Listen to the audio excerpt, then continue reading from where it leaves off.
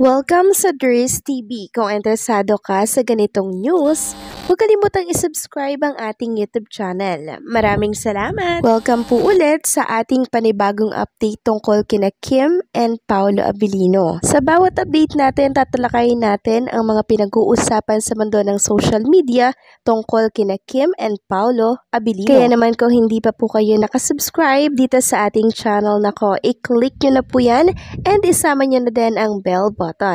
So ayan, welcome back again sa ating YouTube channel mga ka-Kimpaw, and sa update natin ito ang pag-uusapan natin ay tungkol na naman kina Kim and Paolo Abilino.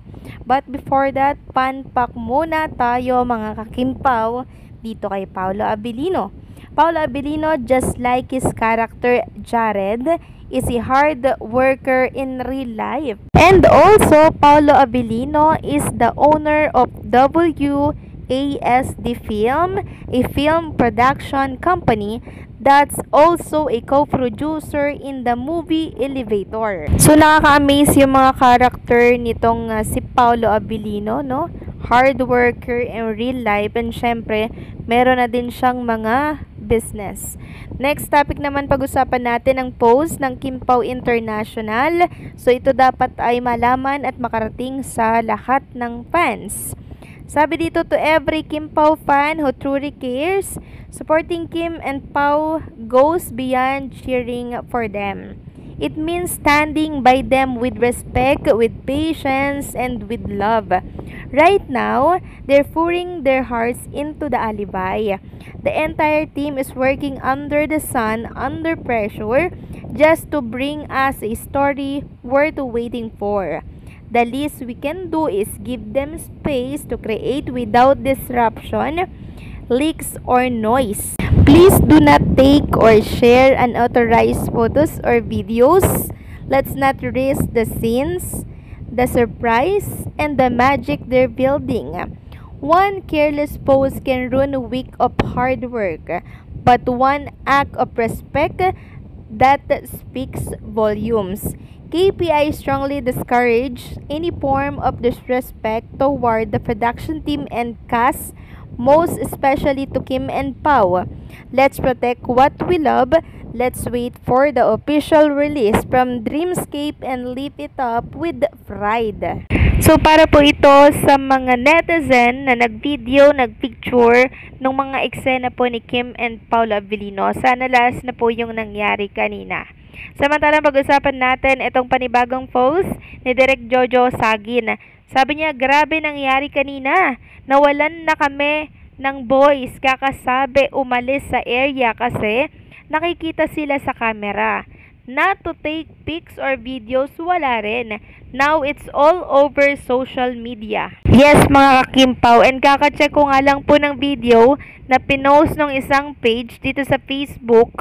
Grabe, halos mag-half million na, 460k na po ata yun. Pero until now, hindi pa rin niya po yun dinidelete. Bali, ang na-post niya mga ka-Kimpaw ay mismong yung eksena po ni Kim and Paolo Abilino na nag-aaway po. No? Nag-aaway po si Kim and Paolo Abilino dito po sa highway. So nawala na po yung excitement mga ka-Kimpaw. Nakita na po ng lahat. Nakita na po ng 460k at tataas pa po yan.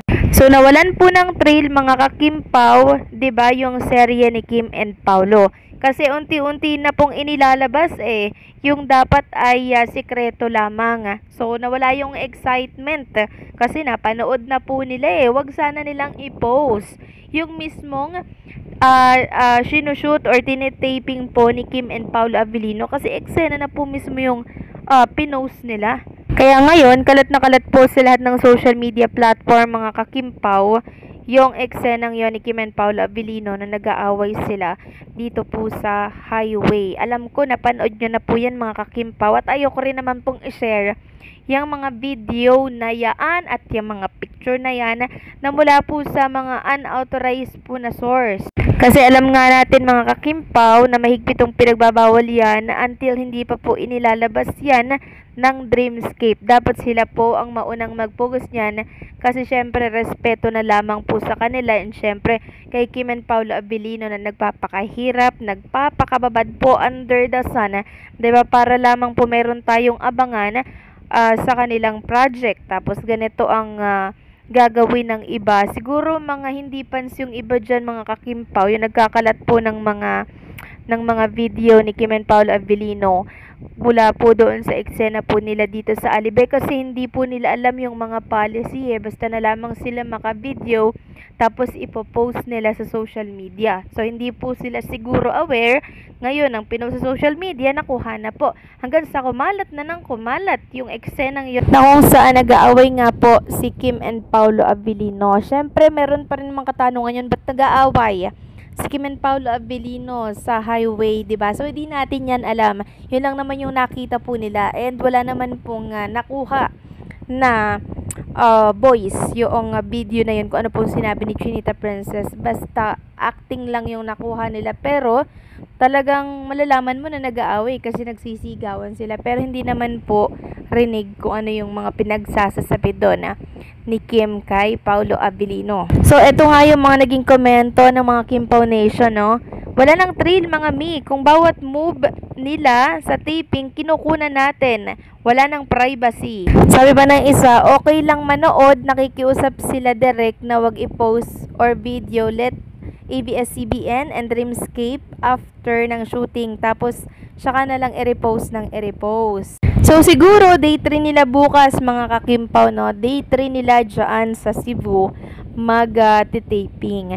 So since nagbabala na po si Direk Jojo Sagin, syempre magkakaroon po yan ng paghihigpit, no, sa mga area na kung saan ay kinukuhanan po ng eksena ni Kim and Paolo Avellino. So siguro ito na yung last na makakapagbigay tayo ng mga picture, kasi syempre mga kakimpaw, maghihigpit na po ang Team Alibay. Kasi dahil nga dun sa kumalat po, 'di ba, ng mga video at picture, syempre meron dapat action na gagawin po ang management and syempre ang Dreamscape. So sana dapat i-close na lamang po yung place na yon at wag pong padaanan muna, 'di ba? Para nang sa ganun ay maging safe yung mga eksena na kukuhanan po kay Kim and Paolo Avellino, para ma-preserve yung mga info and syempre yung mga eksena na dapat sa television lang talaga makikita, 'di ba? Hindi po dito sa social media kasi hindi pa naman po napapanahon. Kaso nyo nga, may mga bida-bida po, kaya trending yung awayan ni Kim and Paolo Avellino dito po sa kalye. So ito lang naman siguro yung lalabas. The rest siguro hindi na yung lalabas dahil siyempre sa gagawing action ng management. So wag na lang natin tangkilikin yung mga ganito, mga kakimpaw. Kung po pwede ay ignore na lang po natin at wag nang i-reshare pa, okay? So paano, mga kakimpaw, hanggang dito na lamang po ang update natin. Maraming salamat sa patuloy na pagsuporta.